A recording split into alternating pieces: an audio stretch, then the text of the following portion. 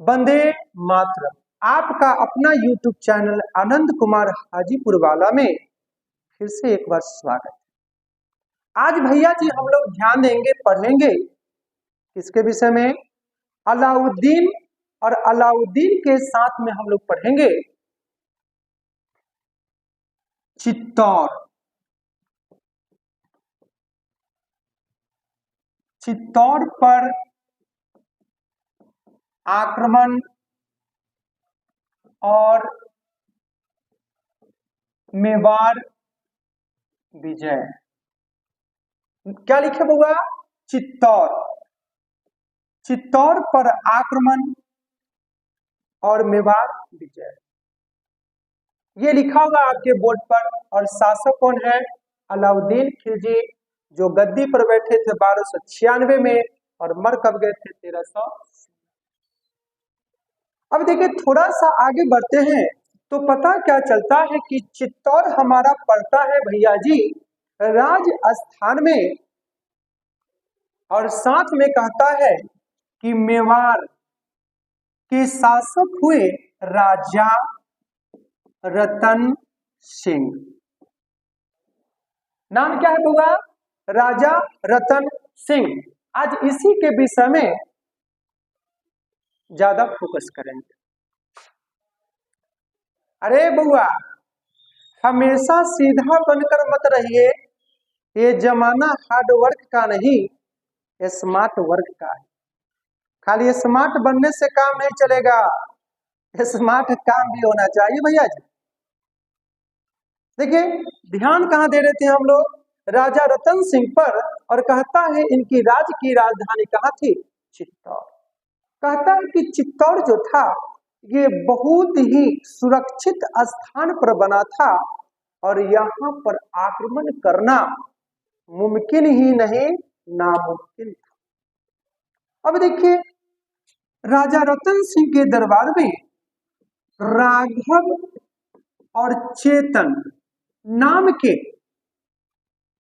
दो व्यक्ति थे और इनके दरबार की शोभा बढ़ाते थे, लेकिन किसी कारण बस दोनों में अनबन हो गई, जिसके कारण इनको देश निकाल दिया। यानी तुम जाओ मेरे राज्य काज से, और इसको इतना न शर्मिंदगी हुआ कि बेचारा यहाँ से भाग करके चलाया मुसलमान के यहाँ। नाम क्या था? अलाउद्दीन।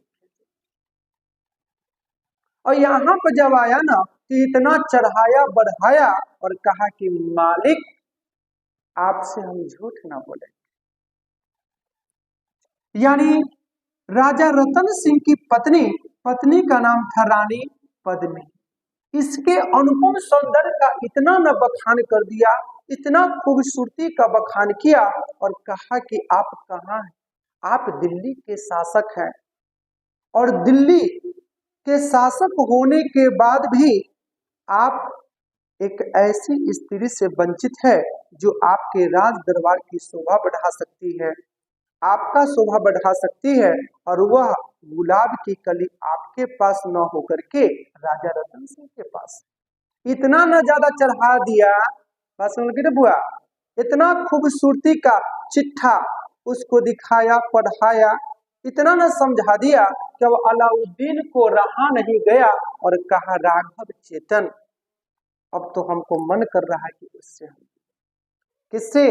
रानी पद्मिनी से। और इसका नतीजा हो गया कि उसको लेकर के अलाउद्दीन खिलजी चलाया कहां पर? यानी मेवाड़ के शासक राजा रतन सिंह से मिला और कहा कि आपकी पत्नी को हम अपना बहन मानते हैं, हम चाहते हैं कि अपनी बहन का सूरत एक बार जरूर देखें। रतन सिंह को पता था कि इसके मन में कुछ न कुछ चल रहा है, अगर दिखा देंगे तो बहुत कुछ हो जाएगा, और न दिखाएंगे तो ये राज को तबाह कर देगा। अपनी पत्नी से बातचीत करते हैं और पत्नी को बताते हैं। पत्नी कहती है डायरेक्ट तो हम दिखाएंगे नहीं, लेकिन हमारी सूरत को अगर उसको देखना है तो हमारी सूरत को देखना पड़ेगा। कहाँ? यानी आईना। अलाउद्दीन खिलजी को कहा गया, अलाउद्दीन खिलजी मान भी लिया, और जब इसकी प्रतिबिंब को आईना में देखा तो देख करके रहा न गया। किसको नहीं रहा गया? अलाउद्दीन खिलजी को। अलाउद्दीन खिलजी इसको पाने की चाह में इस हद तक गिर गया कि चित्तौड़ पर आक्रमण भी कर दिया। जब आक्रमण कर दिया तो ऐसा पता चलता है कि 1303 में मेवाड़ के शासक राजा रतन सिंह क्या हो गए, शहीद हो गए। वीर गति को प्राप्त हो गया, और वीर गति को प्राप्त हो गया, और इसकी जो तमन्ना थी, इसकी जो चाहत थी अलाउद्दीन खिलजी का, क्या भाई, रानी पद्मिनी को क्या करना, हासिल करना और इसको अपना रानी बनाना। सपना सपना ही रह गया, सपना टूट गया, और टूट करके क्या हो गया, चूर हो गया। एक छोटा सा शायरी था, क्या भाई, कि दिल से दिल की दूरी ना होती, काश कोई मजबूरी ना हो। दिल से दिल की दूरी ना होती, काश कोई मजबूरी ना होती। मिलने की तमन्ना तो हम बहुत रखते हैं, लेकिन वो कहते हैं ना, हर तमन्ना पूरी नहीं होती।